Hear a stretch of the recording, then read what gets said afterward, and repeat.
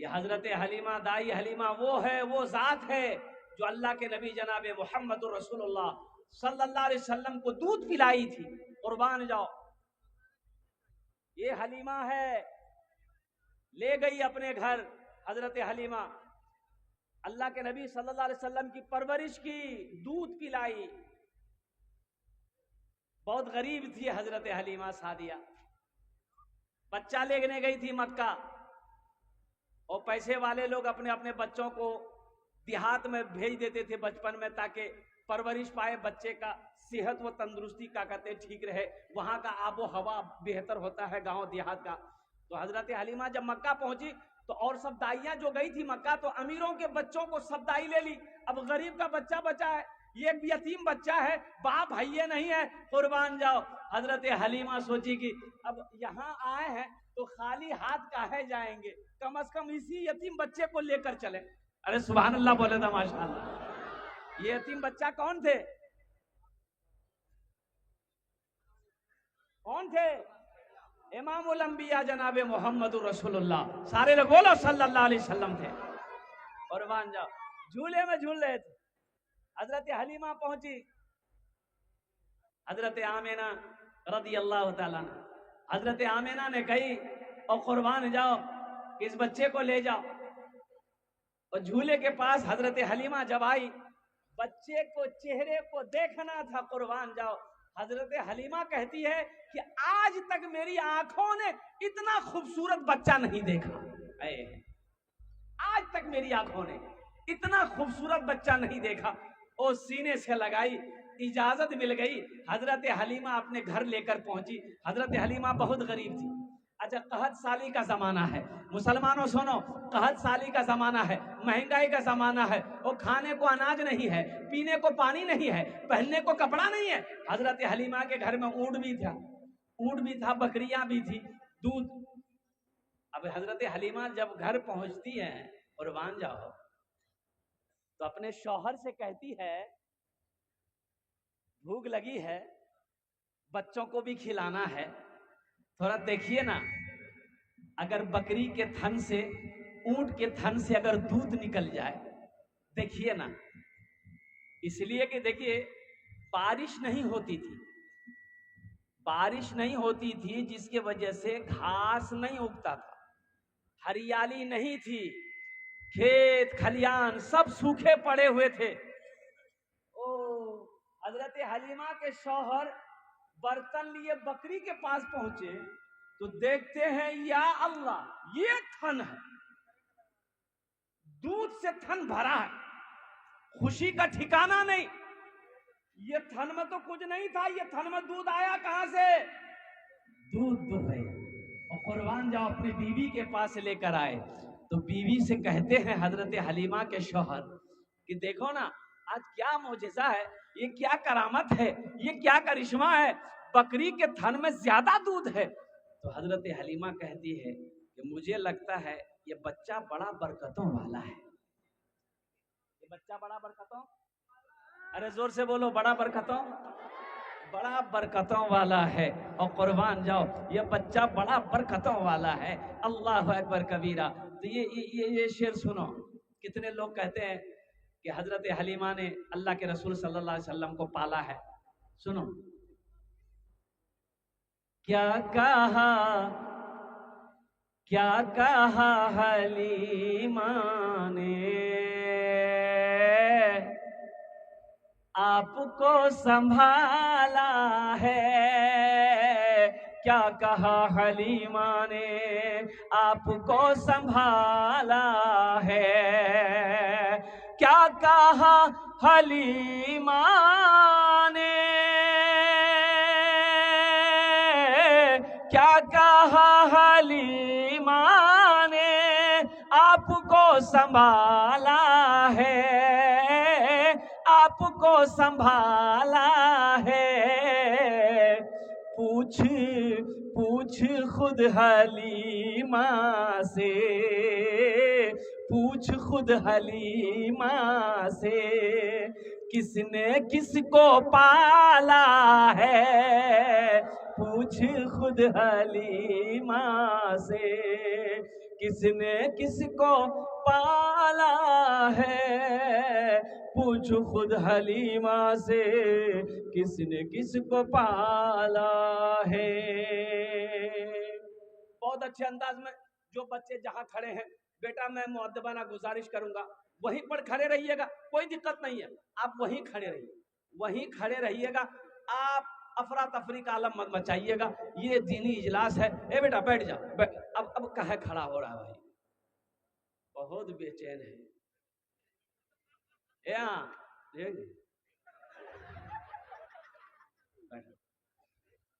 की जगह जलसे में तकरीर कर रहा था, एक नौजवान खड़ा हुआ, मैंने कहा क्या हुआ, बोला है बेटा 10 मिनट का फिर खड़ा हुआ, मैंने कहा है परेशान है, बोला मुझे साहब बहुत जरूरत लग रहा है। बैठो, नौजवान हो बर्दाश्त करो, नौजवान हो कि पोल्ट्री मुर्गी हो।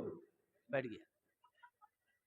कुछ देर के बाद मेरी तकरीर खत्म हुई, देखे बैठा हुआ है, नजर पड़ गई तो हमने इशारा किया, ए बेटा जो, बोली नहीं जो, तो हमने कहा कहन जाएगा, तो नौजवान बोली की कर ली, जे कर लिया इलान वो ये है भाग लीजिए, अब जाने की जरूरत नहीं थी, तकरीर कर हम तकरीर सुनूंगा। अल मुख्तसर मुअज़्ज़ज़ सामीन इकराम, बड़ा अच्छा मजमा है। आपने देखा है 7 बच्चे हाफिज़े कुरान हुए, अल्हम्दुलिल्लाह। अच्छा देखो, सबसे बड़ी बात यह है, ये बच्चे 7 बच्चे हैं, ये 10 आदमी को जन्नत में लेकर जाएगा।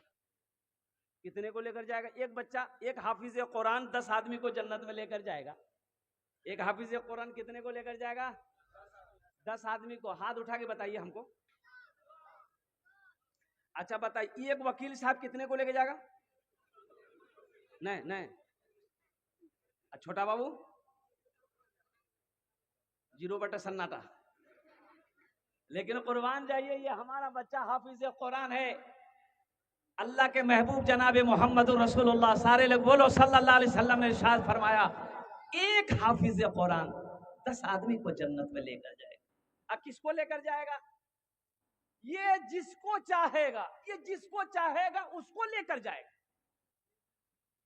जन्नत में जाएंगे? अरे बोलो भाई, जन्नत में जाएंगे? कैसे जाएंगे? पैदल? एक आदमी इमाम साहब से बोला कि इमाम साहब ये बताइए, ईद की नमाज आप कहाँ पढ़ाइएगा? बोला ईद की नमाज कहाँ पढ़ाएंगे? ईदगाह में पढ़ाएंगे। बोला तो हम नहीं पढ़ेंगे, मस्जिद में पढ़ाइए। बोले कहे मस्जिद में पढ़ो? ईद की नमाज पढ़ना ईदगाह में नबी की सुन्नत है। कोई उज्र हो, परेशानी हो, आंधी हो, पानी हो, तब मजबूरी के साथ मस्जिद में पढ़ी जाएगी, लेकिन ईद की नमाज तो ईदगाह में पढ़ना है। तुमको क्या परेशानी है, ईदगाह में पढ़ लेना। बोला नहीं, वो मेरा भाई जो है वो ईदगाह में नमाज पढ़ेगा, इसलिए वो जहां नमाज पढ़ेगा हम वहां नमाज नहीं पढ़ेंगे। भाई से चल रही थी तो इमाम साहब बोला कि बाबू, ईदगाह में नमाज पढ़ना वो मेरे दूसरी तरफ रहेगा, तुम बाएं तरफ रहेगा। वो अगर दाएं तरफ रहेगा तुम बाएं तरफ रहना, अगर वो बाएं तरफ रहेगा तुम दाएं तरफ रहना, नमाज पढ़ो घर आओगे। बोला इमाम साहब आप दाएं बाएं की तरफ कह रहे हैं, अगर वो जन्नत में चला गया हम जन्नतों में नहीं जाएंगे। बोला वाह बेटा वाह, बहुत अच्छी दुश्मनी निभा रहा है। कुर्बान जाओ कि भाई जन्नत में चला जाएगा तो हम जन्नतों में नहीं जाएंगे। तो जन्नत में नहीं जाओगे तो कहाँ जाओगे? जाओ जहन्नम में ठोकैया खाओ जाकर, सब गर्मी फरिश्ता निकाल देगा तुम्हारा। 10 आदमी को जन्नत में लेकर जाए। अच्छा इसके माँ बाप का क्या मकाम होगा? बड़ा ऊंचा मकाम होगा। बाप के सर पे अल्लाह ताज पहनाएगा, ताज। अब वो ताज कैसा ताज होगा? तो अल्लाह के हबीब सल्लल्लाहु अलैहि वसल्लम ने इरशाद फरमाया, हजरत मुआज बिन जबल रदी अल्लाह ताला अन्हु, बहुत बड़े जलीलुल कद्र सहाबी है, ये रावी रिवायत फरमाते हैं कि अल्लाह के रसूल ने इरशाद फरमाया, ए मुआज जानते हो उस ताज में कितनी रोशनी होगी जो हाफिज कुरान के बाप के सर पर और माँ के सर पर पहनाया जाएगा? कितनी रोशनी होगी? कहा कि या रसूल अल्लाह सल्लल्लाहु अलैहि वसल्लम, मेरी माँ और मेरे बाप आप पर कुर्बान, ये तो आप बता सकते हैं, अल्लाह जानता है। तो अल्लाह के महबूब ने इरशाद फरमाया, ए मुआज, जो हाफिज कुरान के माँ बाप के सर पे जो ताज पहनाया जाएगा, उस ताज में इतनी रोशनी होगी कि सूरज की रोशनी फीकी पड़ जाएगी। सूरज की रोशनी। तो अहले महशरियों पूछेंगे अल्लाह के फरिश्ते से, ये कौन है? ये कौन है जिनके सर पे ताज पहनाया गया? ये कौन है? कोई अंबिया है? अल्लाह के फरिश्ते कहेंगे नहीं नहीं, ये कोई अंबिया नहीं है। तो फिर ओ लोग पूछेंगे ये कोई शोहदा है? कहा कि शोहदा भी नहीं है। तो फिर लोग पूछेंगे ये कोई सालिहीन की जमात में से है? कहा कि नहीं, सालिहीन की जमात में से भी नहीं है। सिद्दीकीन है? सिद्दीकीन भी नहीं है। तो भाई आखिर ये है कौन जिनको ये ताज पहनाया गया है? तो अल्लाह के फरिश्ते जवाब देंगे ये वो माँ बाप हैं जिन्होंने दुनिया के अंदर में अपने बेटे को हाफिज कुरान बनाया था। सुभान अल्लाह, बोला था माशाअल्लाह। जिन्होंने दुनिया के अंदर में अपने बेटे को आलिम दीन बनाया था, जिन्होंने दुनिया के अंदर में अपने बेटे को हाफिज कुरान बनाया था। ऐ मुसलमानों, ऐ नौजवानों, हम आपको अपने बच्चे को इंग्लिश पढ़ाने से मना नहीं करते हैं, हिंदी पढ़ाने से मना नहीं करते हैं, संस्कृत पढ़ाने से मना नहीं करते हैं। हमारा बच्चा बंगला भी पढ़ेगा, मराठा भी पढ़ेगा, उड़िया भी पढ़ेगा, संस्कृत भी पढ़ेगा, हिंदी भी पढ़ेगा, हर भाषा पढ़ेगा। लेकिन मेरा कहना है कि मेरा बच्चा दुनिया का हर भाषा से पहले अगर पढ़ेगा तो अल्लाह का कुरान पढ़ेगा। खैरुकुम मन तअल्लमल कुरान व अल्लमहु। अल्लाह के रसूल सल्लल्लाहु अलैहि वसल्लम ने इरशाद फरमाया, तुम में सबसे बेहतर वो है, बेहतरीन वो है, अच्छा वो है, अफजल वो है, अशरफ वो है जो खुद कुरान सीखे, दूसरों को सिखाए। ताज्जुब वाली बात, यहाँ तो कुरान हमने पढ़ना छोड़ दिया, कुरान पढ़ना छोड़ दिया। आज कितने लोग, इतना बड़ा मजमा है, फजर से लेकर अब तक कुरान की तिलावत किए हो? जरा ईमानदारी के साथ हाथ उठाओ। ये हजारों लोग बैठे हो, कितने लोगों ने आज कुरान की तिलावत की है मुसलमानों? टाइम नहीं है। कुरान निकलेगा, कुरान हम पढ़ेंगे। कब पढ़ेंगे? जब शबे बरात आएगा। शबे बरात इधर होता कि नहीं होता पता नहीं। अरे शबे बरात जानते हैं किसको कहता शबे बरात? अरे हलवा का महीना, ये सही समझेगा। शबे बरात शाबानुल मौज़म का बड़ा मुबारक महीना है। उसी महीने में शाबान की 15वीं शब की तारीख आती है। लोग शाबान नहीं समझते बाज लोग, और उसको हलवा का महीना कहिएगा ना, समझ बोले ओ शबरात, हमको पता है। माँ अपने बेटे को कहेगी बेटा दादा मर गया है, कुरान निकालो ना। शबे बरात है, आज कुरान पढ़ दो। कुरान बेटा पढ़कर ताक में रख दिया, फिर दूसरे दिन कब कुरान निकलेगा? जब दादा दादी नाना नानी कोई मर जाएगा तब कुरान निकलेगा। बेटा जल्दी सूरह यासीन पढ़ो, जल्दी सूरह यासीन पढ़ो, दादा के पास में दादा का रूह।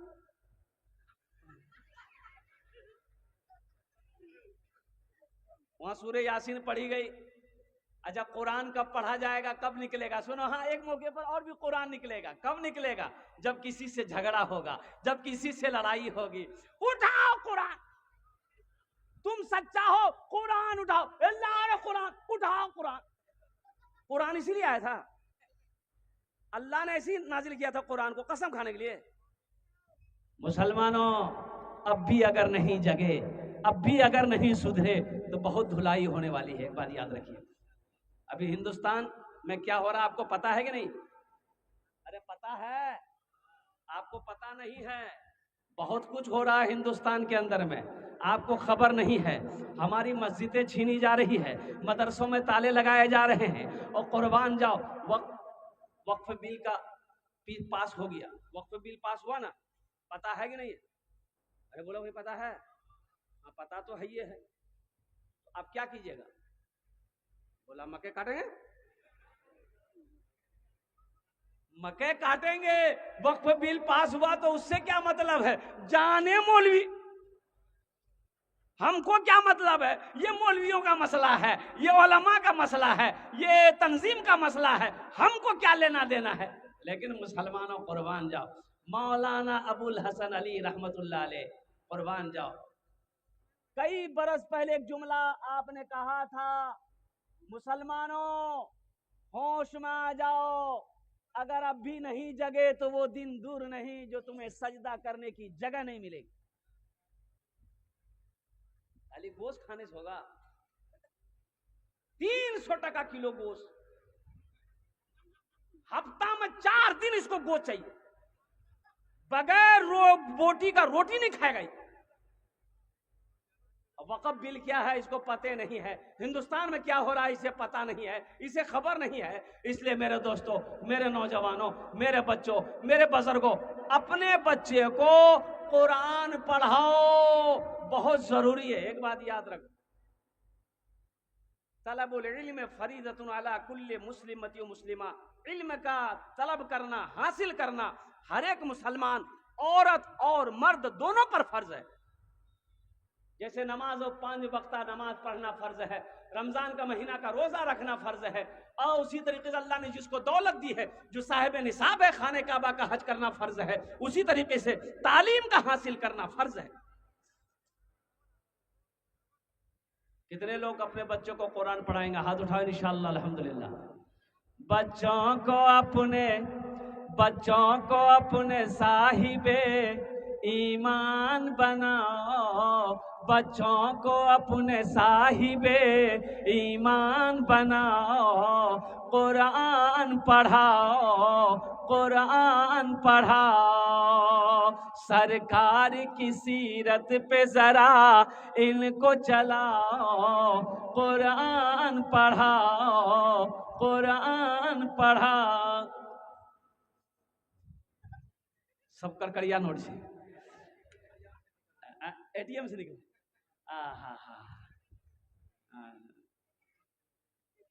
राखे का मन है लेकिन मुनासिब नहीं है। और हजरत आपके हवाले अल्हम्दुलिल्लाह, अल्लाह बच्चे की उम्र में बरकत दे, कमाई में बरकत दे, आमीन बोले अल्हम्दुलिल्लाह।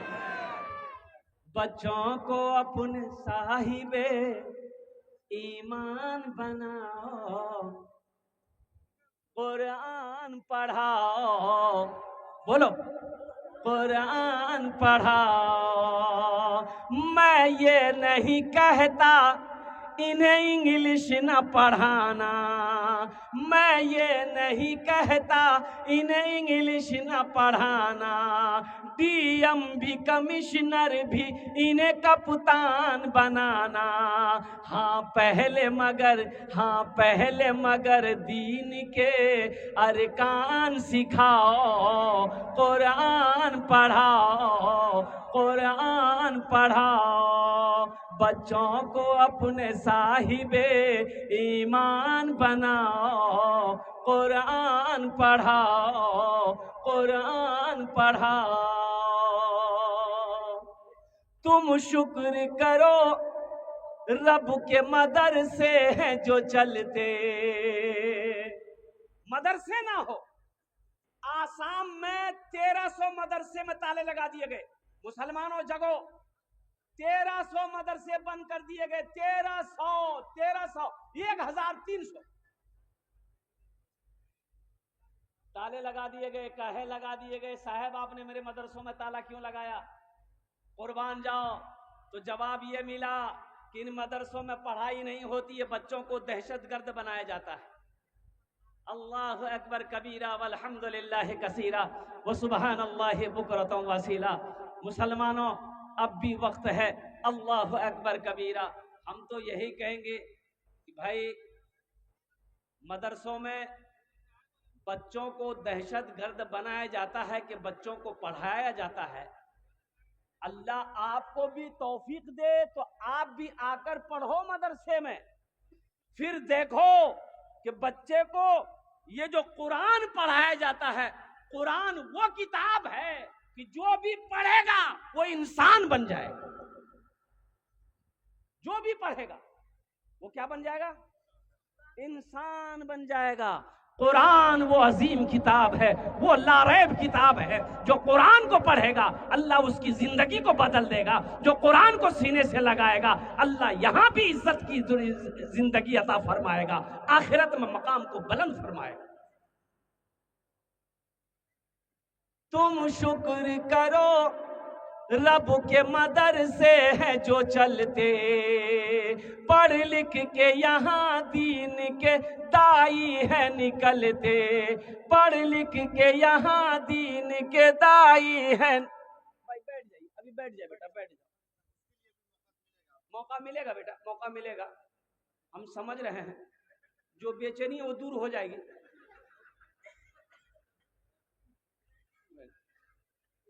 लगा कि तकरीर करके नीचे उतरे ना तो एक लड़की की ख्वाहिश थी कि हजरत मेरे तरफ से थोड़ी सी चाय पी लीजिए आप। एक चाय की दुकान वहीं थी, चाय वाला ही बड़ा खुश हुआ, मार स्टोव में हवा भर रहा था, कर कर कर कर कर। हजरत हजरत बैठी बैठी। अब वो बैठ गए वहीं पर, अब लड़का सब घेर लिया। एक बच्चा के देखे ऐसे खड़ा था, तो बड़ा ये आया, तो मैंने कहा बेटा काहे खड़े, बैठो बैठो तुम भी चाय पियो। बोले की पियो चाहो दी टका जा वो होते लल्ला हम चाह कौन जी रख और कुर्बान